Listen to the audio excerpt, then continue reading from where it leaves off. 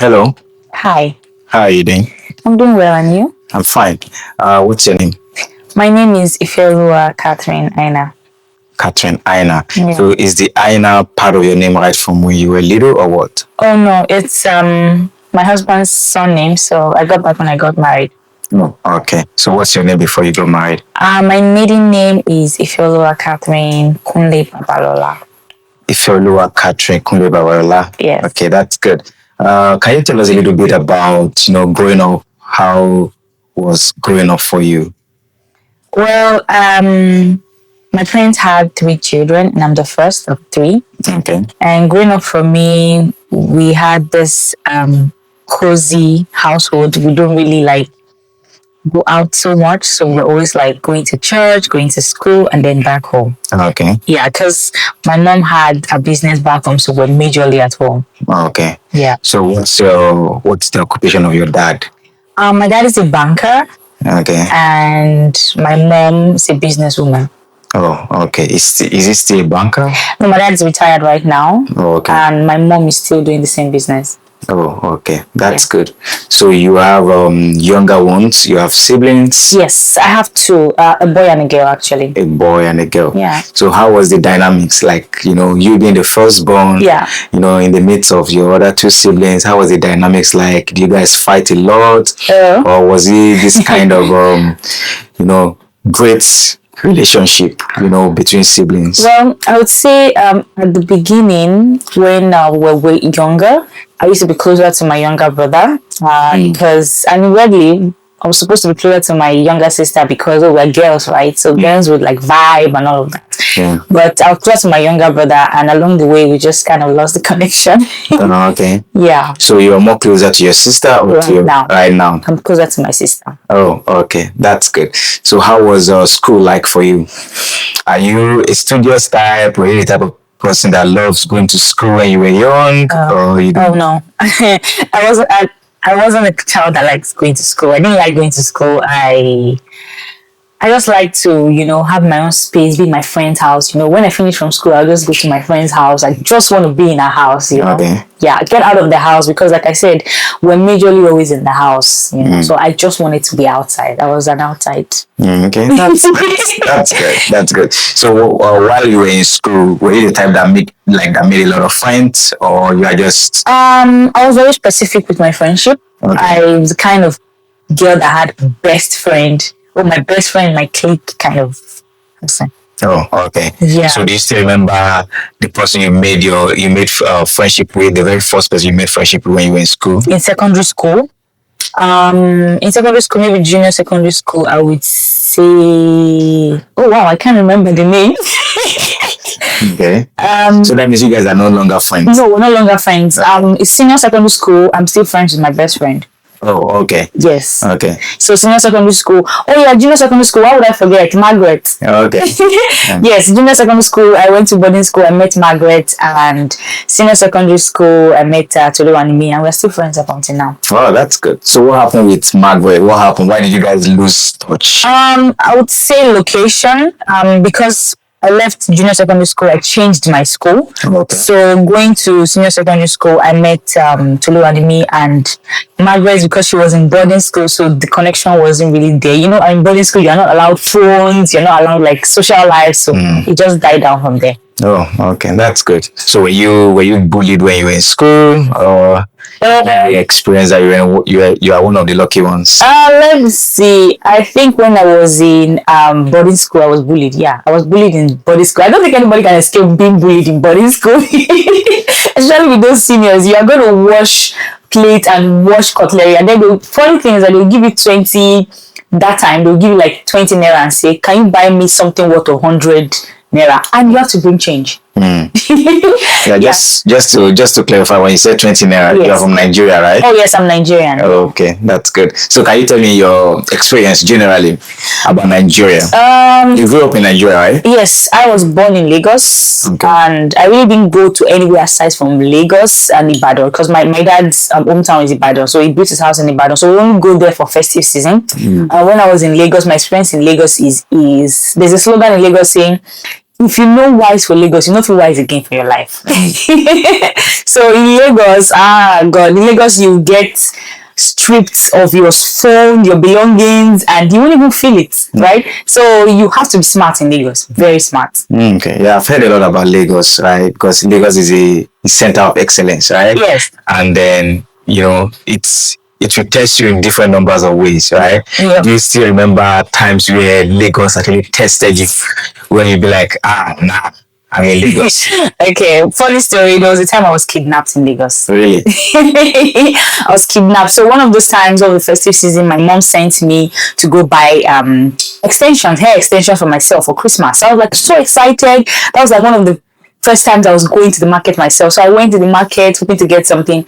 And lo and behold, someone called me. I was like, sorry, excuse me, can you point me to the right direction? It was lost. And I responded. You know, innocently, I just responded. And the next thing I found myself in a place where they were like converting paper to money. Wow. So in the chaos, the man was like, "Oh, can you go back home and get more money? Because we can see that your parents have money." So on my way back, I started reciting Psalm 21, and that was it. Wow.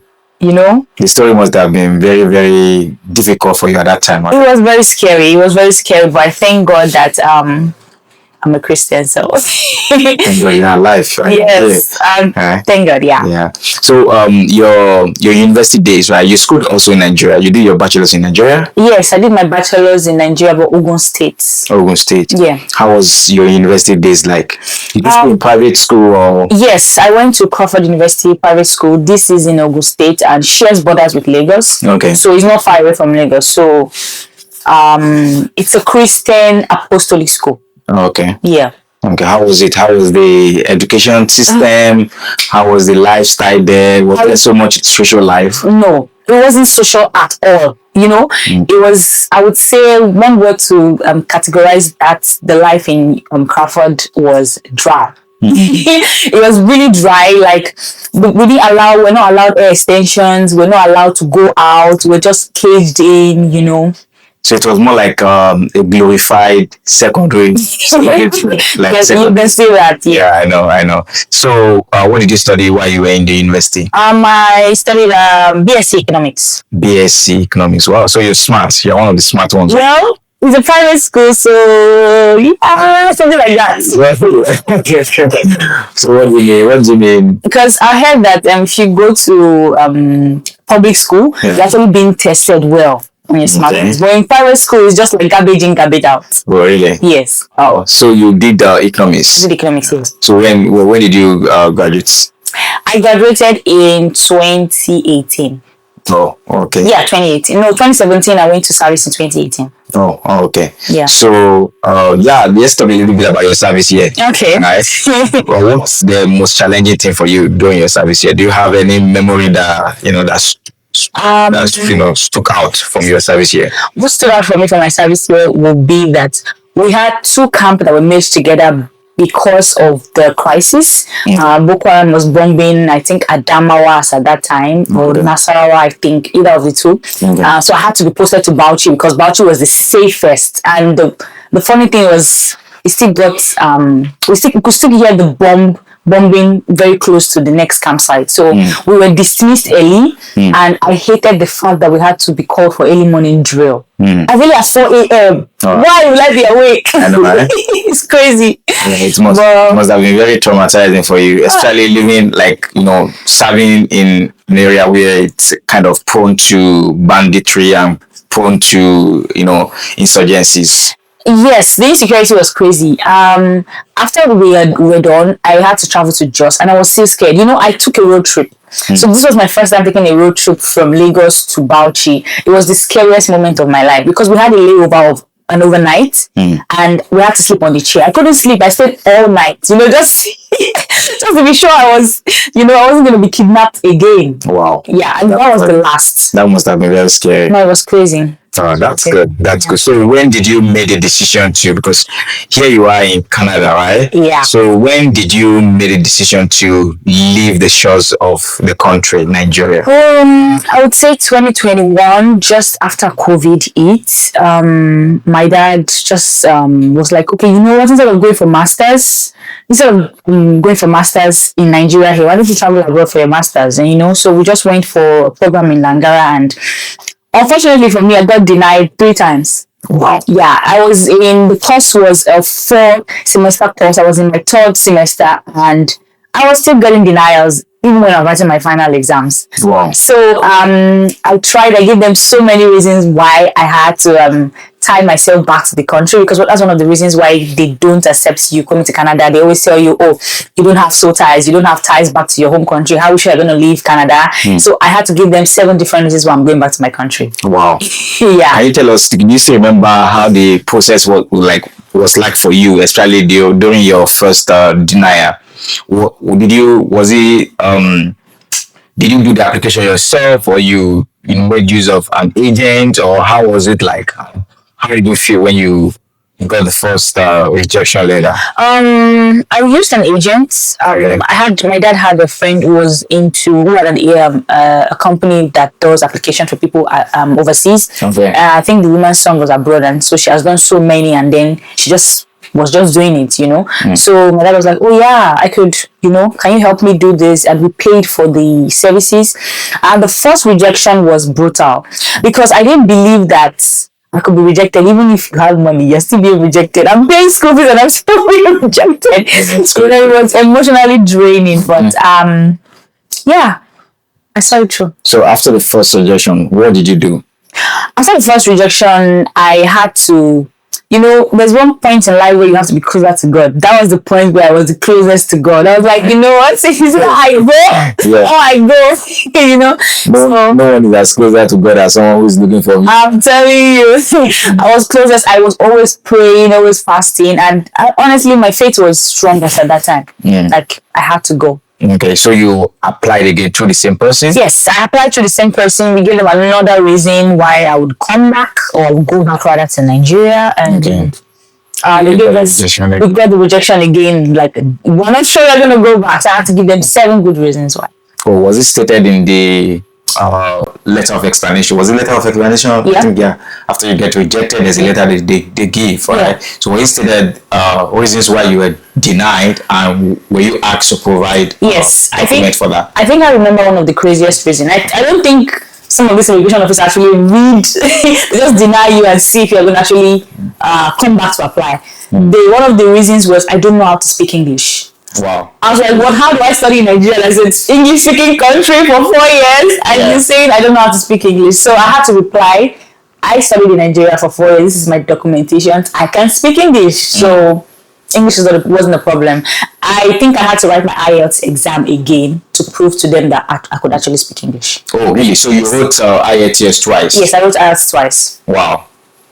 So was the second score greater than the first one that you did? Yes, second one better, because the more you do it, the better you become, right? Yes. But I've heard stories of people who do it many times. Because I remember vividly where that my brother did it, I think, 10 times. 10? Yeah. So he kept on doing IELTS, CELP, because he wanted to max the score, right? Oh, I see. So he kept on doing it even before the result comes out. He already sit for another one. So he's just doing it over and over and over again. Wow, so we're just trying to max the point.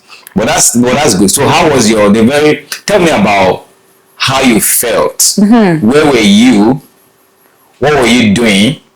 And how you felt when you got the acceptance. I'm not saying the school acceptance letter now, but when you've got your visa, when you are approved.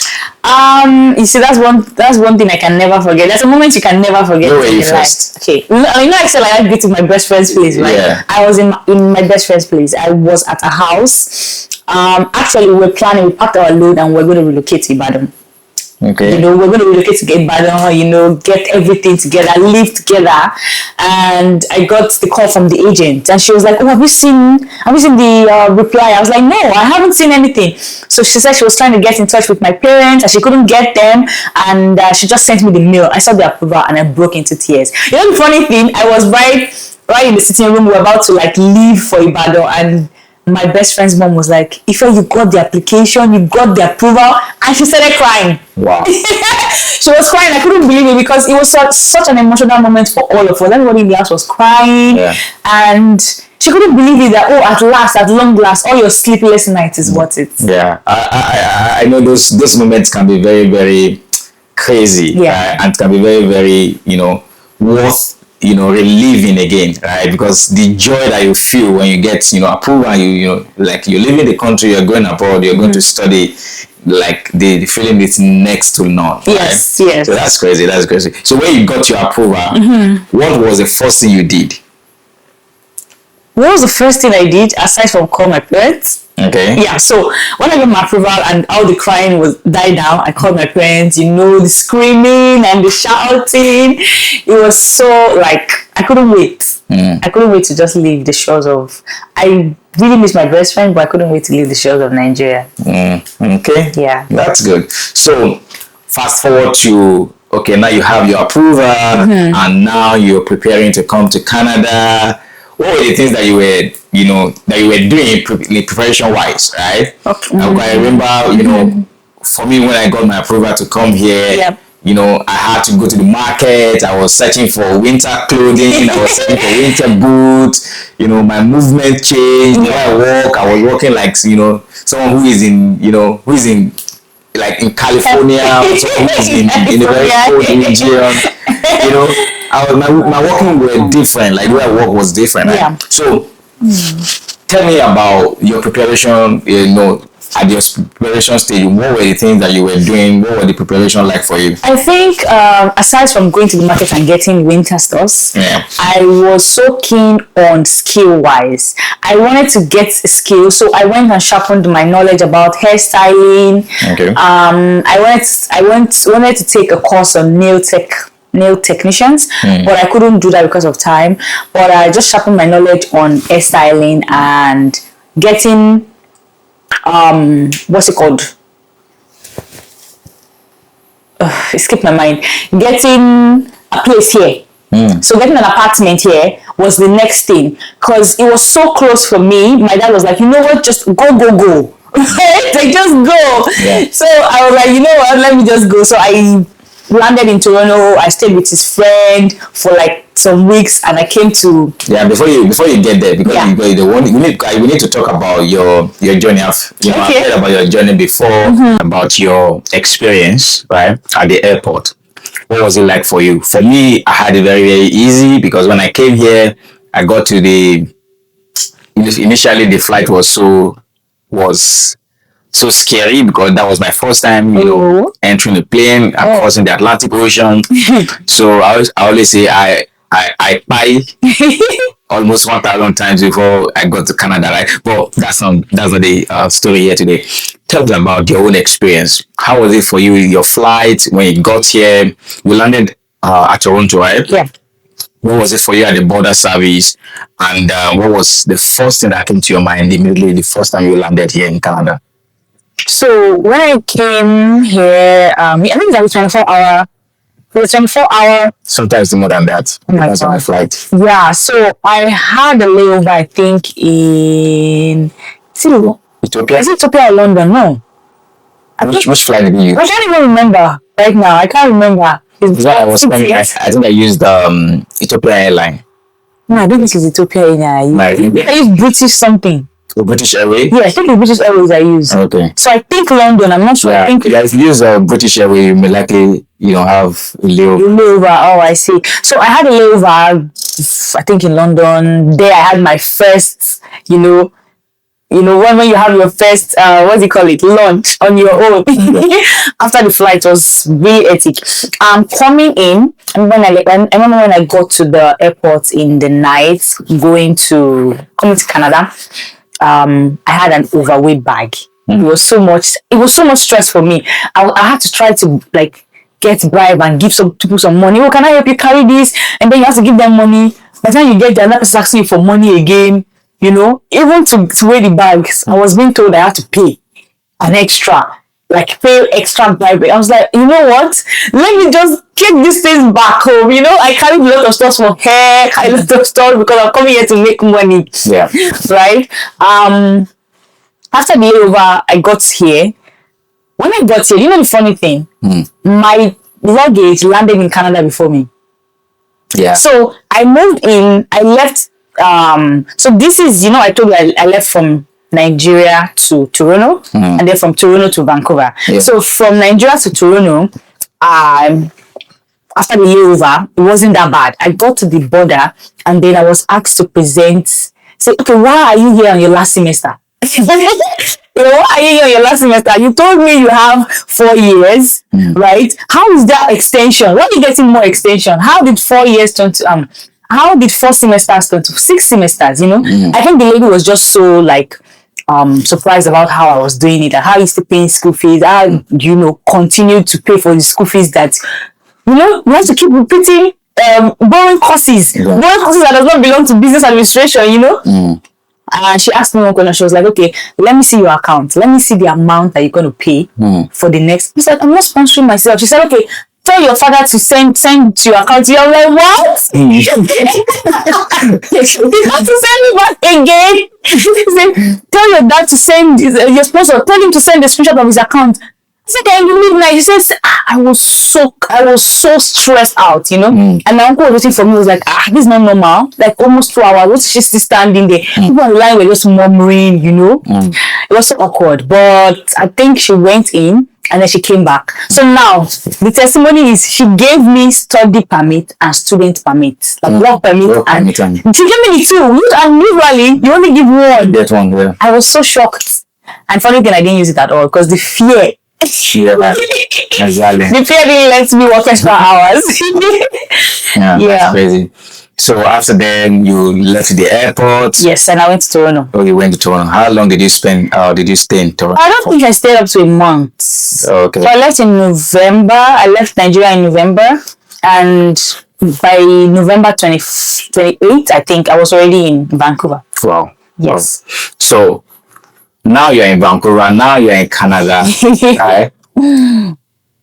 How has it been for you? A total mindset change. Back home in Nigeria, we think that we get out of school, we look for a job, we don't get a job, we're like, life is over. But here is twice. You can have all the degrees and they still ask you for experience. Where do I get the experience as a student, a fresh student out of school? How do I get all the expenses that you guys are asking me on Indeed? You can't get the experience, So in Canada, I realized that it's also, if you know person, you know the way. If you don't have referral, So while you were studying, were you also so while you were schooling, were you also working? Oh yes, I was working. So I had a lot of cash jobs, and then I was doing babysitting. I was doing styling. I was styling people's hair, and I was also working in KFC. Oh, yeah. That must be very difficult. It was very difficult for me because picking shifts. I had to start working every single day, 7 days a week. I was working. It was so stressful. Among all the works that you've done here in Canada, which one is the most humbling one? Which one did you do and be like, me, I'm doing this. Construction. You do construction in Canada, you ask yourself, how did I get here? You know what I was doing? So construction humbled you? Construction humbled me, and there are different segments of construction. There's construction that they will ask you to come in for construction, but you come and sweep the ground. There's segment that they will ask you to come for construction, you come and dig. So the humbling one for me, the most humbling one was coming to come and dig somebody. Bed. I was making bed. It was crazy. Wow. That's And then you travel long distance. You wake up like 5 a.m. just to get to an appointment of 8. Why? Because if you are fresh in Canada, you have the app to be looking at the location. Am I taking the right bus? Am I taking the wrong bus? So I used to use like 2 hours extra just in case I get there late. You don't want to be late. Did your shift ever clash with your classes? Very well. There are sometimes I have to be on the road calling my manager. I'm on my way. I'm 5 minutes away and I'm running. Those of you that came to Canada, you know that your assignment is due by 11:59. So you're there 11:30. Trying to make sure that you meet up time. Crazy. It's a crazy experience. Crazy experience.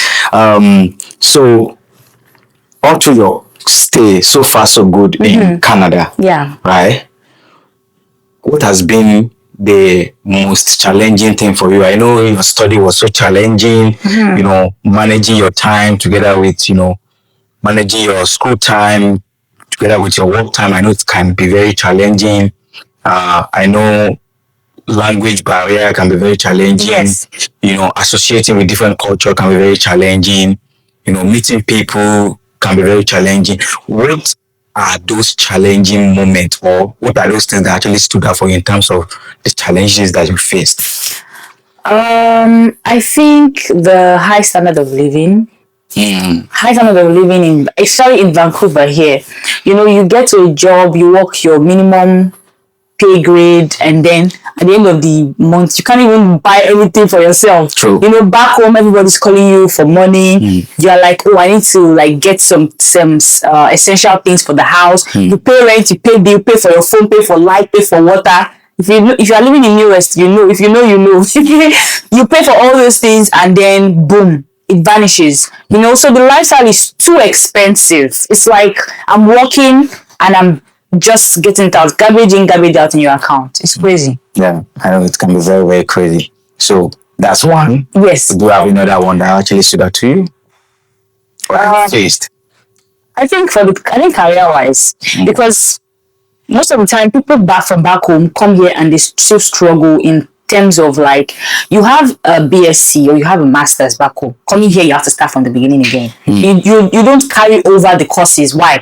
Because you have to have Canadian experience. So you see, the Canadian experience is what blew my mind. How do I have Canadian experience if I've never actually been in Canada, right? So that was one of the challenges and the struggles I think people usually go through, because you come back from home, you're like, oh, I'm a banker. I was a banker back home. I come here, I want to have a banking career.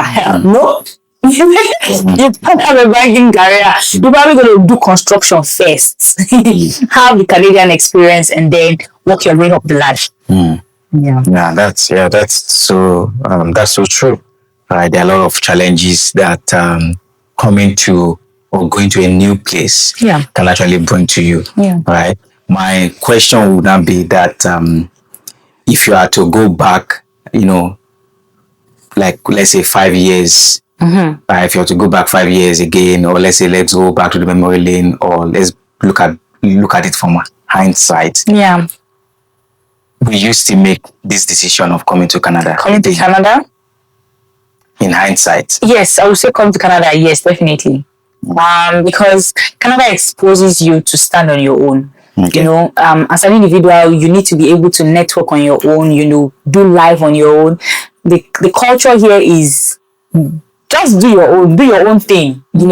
Back home in Nigeria, when it's like festive period, everybody's in each other's faces. Oh, we came here to greet you. In Canada, no. Hi, hello, that's where it ends, So you need to actually be intentional about the relationships you build here. Because if you have friendships here, then you are intentional about it, because nobody has time. Everybody's always working. So I would definitely choose Canada over again. One of the reasons is security. Security-wise, I would choose Canada because I think that Canada is way safer for me, or has been safe as compared to other countries. That's good. So that will take me back to ask this question then now. Yeah. What are you most grateful for? I remember or before we start this episode, I know quite well that, when you came into this country, you were one, but now it's more like you are now more like three, right? Three. True. What are those things? What are the things that you are most grateful for? Aside from this? Yeah. No, you can put that one also, right? So what are those things you are most grateful for that Canada has added to you? So far, so good. What are the things that you are most grateful for? You can just share with us.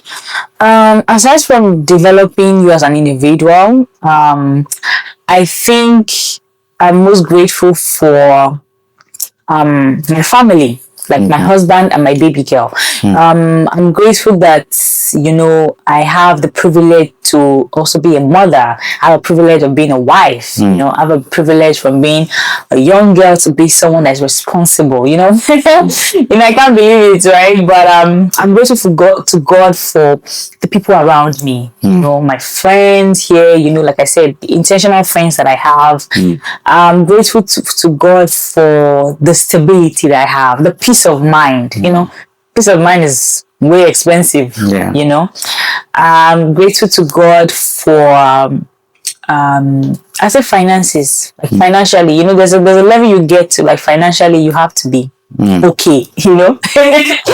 Well, yes, I'm grateful for God for all of that. Wow, I'm grateful for you also, right? Especially, coming into a system, coming into a society that you don't really know anybody, Yeah. and creating a small family from it, right? So it can be very, how will I say it? I think you should be grateful. Yes. Right, you should be grateful. Okay, I'll ask this question then. Yeah. Right, what's one thing that you heard about when you were in your country, Yes. and when you came here, you discovered that that's not true?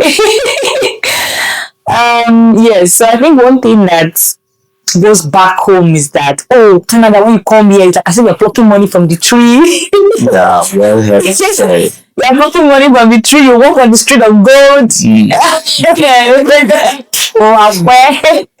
not true at all. You will walk yourself to the bone in Canada before you sit down and relax. One other shocking thing was we thought everybody in Canada was sane, everybody's educated. No, they are uneducated people, and there are lots of homeless people back here.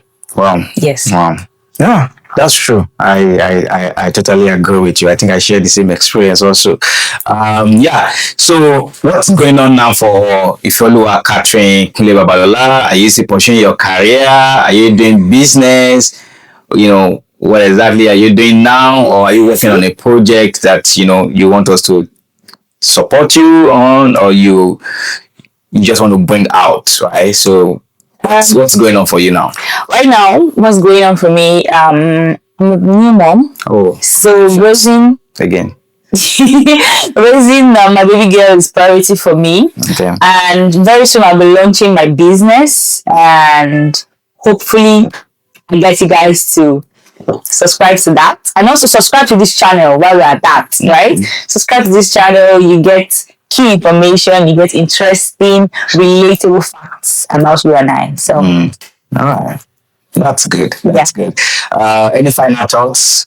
thanks for having me, and don't think where you are now is your permanent stay, because there's somewhere greater that God is taking you to. Amen. Amen. Amen. Thank you so much for coming. Thank you for having me. And I wish you the best in your journey here in Canada. Thank you. And whatsoever project you're working on, be sure to tag us, or be sure to let us know, and we'll be glad to also, support you in the best way that we can. Thank you. Thank you for coming. If you're Catherine, have a good one.